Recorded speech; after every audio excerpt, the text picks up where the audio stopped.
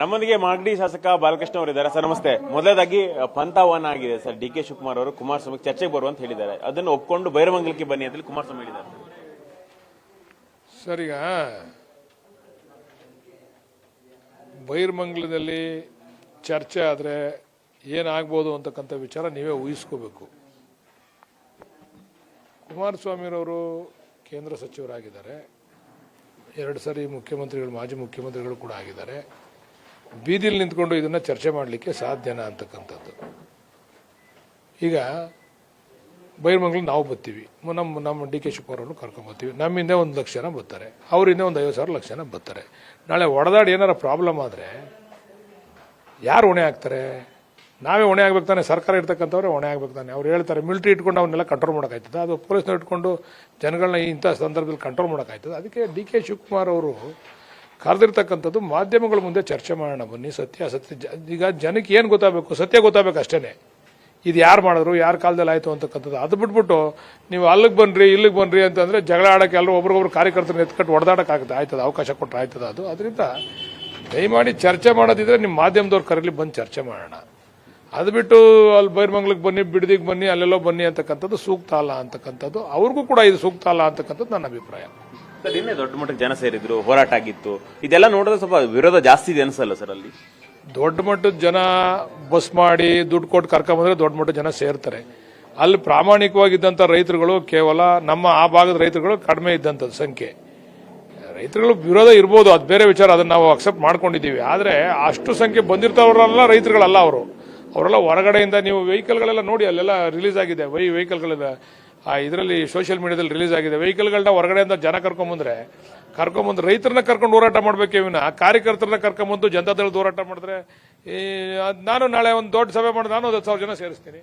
ಅದಲ್ಲ. ರೈತರುಗಳನ್ನ, ಅಲ್ಲಿರ್ತಕ್ಕಂಥ ರೈತರುಗಳನ್ನ ಕರ್ಕೊಂಡು ಪ್ರಾಮಾಣಿಕವಾಗಿ ರೈತರು ಕರ್ಕೊಂಡು ಮಾಡಲಿ, ಅದಕ್ಕೆ ನಾವು ಸಹಕಾರ ಕೊಡ್ತೀವಿ. ಅದು ಬಿಟ್ಬಿಟ್ಟು ಇದು ಜನತಾದಳದ ಹೋರಾಟ ಆಯ್ತು ಅಷ್ಟೇ, ಇದು ರೈತರ ಹೋರಾಟ ಆಗಲಿಲ್ಲ. ಇದು ಸರ್, ಈಗ ಮುಂದೆ ಶಾಸಕರಲ್ಲಿ ಗೆಲ್ಲೋದು ಇಲ್ಲ, ಕಾಲಾಕ್ಲಿಕ್ಕಾಗಲ್ಲ ಲೋಕ ಶಾಸಕರಿಗೆ, ಆ ರೀತಿಯಾಗಲೇ ಹೇಳ್ತಾ ಇದ್ದಾರೆ ಸರ್. ಅದು ಹಿಂಗೆ ಸರ್?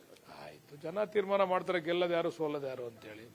ಅವ್ರು ಗೆಲ್ಸೋದು ಸೋಲೋದು ಅವ್ರ ಕೈಲೆಲ್ಲ ಇರೋದು, ಜನಗಳ ಕೈಲಿದೆ. ಜನ ತೀರ್ಮಾನ ಮಾಡ್ತಾರೆ, ಅದನ್ನ ಅಕ್ಸೆಪ್ಟ್ ಮಾಡ್ಕೋತೀವಿ ನಾವು. ಬೇರೆ ಬೇರೆ ನೀರಾವರಿ ವಿಚಾರನೂ ಕೂಡ ಪ್ರಸ್ತಾಪ ಮಾಡಿದ್ರಿ, ಮೇಕೆದಾಟು, ಬೇರೆ ಬೇರೆ ಯೋಜನೆ ಕೂಡ ಪರ್ಮಿಷನ್ ಕೊಟ್ಟರೆ ಅವರು ರೈತರು ಅಂತೇಳಿ. ಅದೇನು ಸರ್ ವಿಚಾರ? ಏನದು ಅಂದ್ರೆ ನೀವು ಕಳಸಾ ಬಂಡೂರಿ ವಿಚಾರಕ್ಕೆ ಕುಮಾರಸ್ವಾಮಿ ಮಾತಾಡ್ಲಿ, ಮೇಕೆದಾಟು ವಿಚಾರಕ್ಕೆ ಮಾತಾಡ್ಲಿ ಅಂತ ಹೇಳಿ ಹೇಳಿದ್ರಿ ಸರ್. ಅದು ನೋಡ್ರಿ, ಒಂದು 7-8 ಕಡೆ ರೈತರ ಹೋರಾಟ ನಡೀತಾ ಇದೆ. ಆನೆಕಲ್ಲಲ್ಲಿ ನಡೀತಾ ಇದೆ, ಚಿಕ್ಕಬಳ್ಳಾಪುರದಲ್ಲಿ ನಡೀತಾ ಇದೆ, ದೊಡ್ಡಬಳ್ಳಾಪುರದಲ್ಲಿ ನಡೀತಾ ಇದೆ. ಎಲ್ಲೂ ಹೋಗದೇನೆ ಬರೀ ಬಿಡದಿಗೆ ಯಾಕೆ ಬರ್ತಾರೆ ಅವರು? ಕುಮಾರಸ್ವಾಮಿ, ನಿಖಿಲ್ ಕುಮಾರಸ್ವಾಮಿ ಬರೀ ಬಿಡದಿನೇ ಯಾಕೆ ಇಟ್ಕೊಂಡವ್ರೆ? ನಾವ್ ಹೇಳೋದು, ಅವರು ಕೇಂದ್ರ ಮಂತ್ರಿಗಳಾಗಿದ್ದಾರೆ, ಜ್ವಲಂತ ಸಮಸ್ಯೆಗಳಿದ್ದಾವೆ ರಾಜ್ಯದಲ್ಲಿ. ಈ ಸಮಸ್ಯೆಗಳಿಗೆ ಅವರು ಮುಕ್ತಿ ಕೊಡ್ತಕ್ಕಂಥ ರೀತಿ ಹೋರಾಟ ಮಾಡಬೇಕು. ಅವರು ಕೇಂದ್ರ ಬಿಟ್ಟೇ ಬಿಟ್ಟವ್ರೆ, ಕೇಂದ್ರ ಮಂತ್ರಿ ಕೆಲಸ ಬಿಟ್ಟೇ ಬಿಟ್ಟವ್ರೆ. ಇಲ್ಲಿ ಬಂದು ಬರೀ ಡಿ.ಕೆ. ಶಿವಕುಮಾರ್ದು ಏನ್ ಹೇಳ್ಬೇಕು, ಅವ್ರದ್ದೇನ್ ಹೇಳ್ಬೇಕು, ಬರೀ ಏನ್ ತರಲೆ ಮಾಡ್ಬೇಕು ಇದನ್ನ ಮಾಡ್ತವ್ರೆ ವಿನಃ ಅವರು ಕೇಂದ್ರದಿಂದ ಬರಬೇಕಾದಂತ ಅನೇಕ ವಿಚಾರಗಳಿದಾವೆ. ಅದನ್ನ ಕರೆಸಿ ಮಾತಾಡಿ ಚರ್ಚೆ ಮಾಡಿ ಬಗೆಹರಿಸ್ಕೊಡ್ಲಿ. ಇದನ್ನ ಹುಟ್ಟಾಕ್ತವ್ರೆ ಇವರು.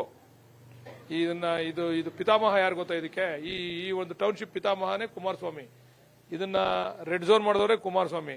ಅವತ್ತಿಂದ ಇವತ್ತವರೆಗೂ ಕೂಡ ರೈತರಿಗೆ ಏನೋ ಅನ್ಯಾಯ ಆಗಿದ್ರೆ ಅದು ಕುಮಾರಸ್ವಾಮಿ ಕಾರಣ. ಇವತ್ತು ನನಗೆ ಕೆಲವು ರೈತರು ಬಂದಿದ್ರು, ಅಣ್ಣ ನಾವೆಲ್ಲ ಅವಾಗ ರೆಡ್ ಝೋನ್ ಅಂತ ಹೇಳಿ 50 ಲಕ್ಷಕ್ಕೆ, 30 ಲಕ್ಷಕ್ಕೆ, 40 ಲಕ್ಷಕ್ಕೆ ನಾವೆಲ್ಲ ಕೊಟ್ಬಿಟ್ಟಿದ್ದೀವಿ ಜಮೀನ. ದಯಮಾಡಿ ನಮಗೂ ಒಂದೊಂದು ಸೈಟ್ ಕೊಡಿ.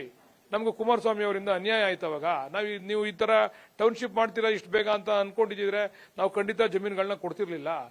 ನೀವು ಟೌನ್ಶಿಪ್ ಮಾಡಲ್ಲ, ಇದೇ ರೀತಿ ನಮ್ಮನ್ನ ಜನ ಸತಾಯಿಸ್ಕೊಂಡು ಹೋಗ್ತದೆ ಸರ್ಕಾರ ಅಂತ ತಿಳ್ಕೊಂಡು ನಾವು ಕೊಟ್ಬಿಟ್ಟಿದೀವಿ. ನಾವು ಯಾರೋ ಶ್ರೀಮಂತ ಬಂದು ತಗೊಂಡವನೆ ನಮ್ಮ ಜಮೀನುಗಳನ್ನೆಲ್ಲ 50 ಲಕ್ಷ 60 ಲಕ್ಷಕ್ಕೆ ತಗೊಂಡವನೆ. ದಯಮಾಡಿ ನಮಗೂ ಒಂದೊಂದು ಸೈಟಾರು ಕೊಡಿ, ನಮಗೆ ಒಂದು ನೆನಪು ಉಳ್ಕೊಳ್ಳಿ, ನಮಗೆ ಒಂದು ಸೈಟಾರು ಕೊಡಿ ಅಂತೇಳಿ ಕೇಳ್ತಕ್ಕಂಥದ್ದು ರೈತರು ಬಂದು ನನ್ನನ್ನು ಕೇಳ್ತಾ ಇದ್ದಾರೆ. ಇದಕ್ಕೆ ಯಾರು ಹೊಣೆ? ರೆಡ್ ಝೋನ್ ಮಾಡಿ ರೈತರುಗಳನ್ನೆಲ್ಲ ಒಕ್ಲೆಬ್ರಿಸ್ತಲ್ಲ. ಅವಾಗ 1000 ಎಕರೆ ಮಾಡವ್ರೆ, ಮಾರಾಟ ಮಾಡವ್ರೆ ರೈತರುಗಳು. ಎಷ್ಟಕ್ಕೆ? 50 ಲಕ್ಷ 60 ಲಕ್ಷ 20 ಲಕ್ಷ 30 ಲಕ್ಷ. ಅವ್ರಿಗೆ ಯಾವಾಗ ತೊಂದರೆ ಆಯ್ತು, ಯಾವಾಗ ನೋವಾಯ್ತು, ಅವೆಲ್ಲೂ ಕೂಡ ಆ ಸಂದರ್ಭದಲ್ಲೆಲ್ಲ ಕೂಡ ಕಡಿಮೆ ಬೆಲೆಗೆ ಬಾರವ್ರಲ್ಲ. ಇವತ್ತು ಅವ್ರ ಕತೆ ಏನು?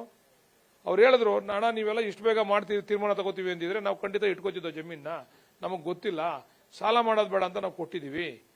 ಅದರಿಂದ ಇದು ಅವ್ರ ಕನಸಿನ ಕೂಸು, ನಾವು ಅನುಷ್ಠಾನ ಮಾಡ್ತಾ ಇದೀವಿ ಅಷ್ಟೇ.